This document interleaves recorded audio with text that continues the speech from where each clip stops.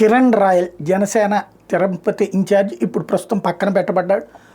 తను లక్ష్మి అనేటటువంటి మహిళ తనని మోసం చేశారని చెప్పి అతని మీద కంప్లైంట్ పెట్టడం, అదే సందర్భంలో ఆమె పెద్ద చీటరు అంటూ ఇతను ఆరోపించడం, తన భర్త స్నేహితుడైనటువంటి కిరణ్ రాయల్తో తన సాన్నిహిత్యం కారణంగా 1,30,00,000 రూపాయలు 1,20,00,000 రూపాయల దాకా డబ్బులు తీసేసుకున్నాడని, ఆ తర్వాత గట్టిగా అడిగితే తను ఇప్పుడు వేరే అమ్మాయితో ఉంటూ ఉండటం వల్ల తనకు సంబంధించినటువంటి తనకి ఇవ్వమని అడిగితే 30 లక్షల వరకు చెక్కులు అవి ఇచ్చి మిగతా అది ఇవ్వలేదని ఆ విషయం మీద అడుగుతున్నాను అంటే, ఆ అమ్మాయికి అసలు అంత సీన్ ఎక్కడుంది, అంత డబ్బులు ఎక్కడుంది, చీటరు తను, దేశంలో ఆ నలుమూలలా కేసులు ఉన్నాయని కిరణ్ రాయల్ ఆరోపించడం, దానికి సాక్ష్యంగా కిరణ్ రాయల్ ఆరోపించిన తర్వాత రాజస్థాన్ నుంచి పోలీసులు వచ్చి ఆమెను అరెస్ట్ చేయడం, జైపూర్కి తీసుకువెళ్ళడం, అయితే తీసుకెళ్లిన 24 గంటలు గడవక ముందే ఆమెకి బెయిలు బయటకు వచ్చేయడం జరిగిపోయింది.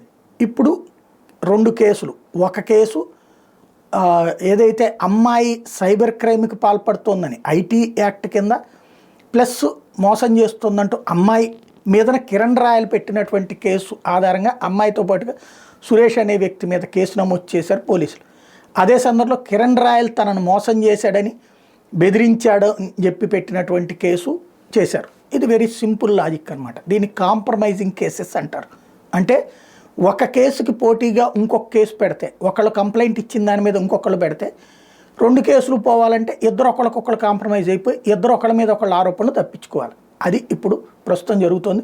వీటిలో దర్యాప్తులు జరిగేదానికంటే కూడా ఒక కేసుకి ఇంకొక ఆల్టర్నేటివ్. ఫస్ట్ ఆ అమ్మాయి కేసు పెట్టింది, అమ్మాయి కేసును రిజిస్టర్ చేయాలి ఇప్పటిదాకా. 2 అమ్మాయి లోపు అరెస్ట్ అయ్యి బయటికి వచ్చిన తర్వాతన ఇప్పుడు ఆ కేసును రిజిస్టర్ చేశారు. అంటే 3 రోజుల దాకా.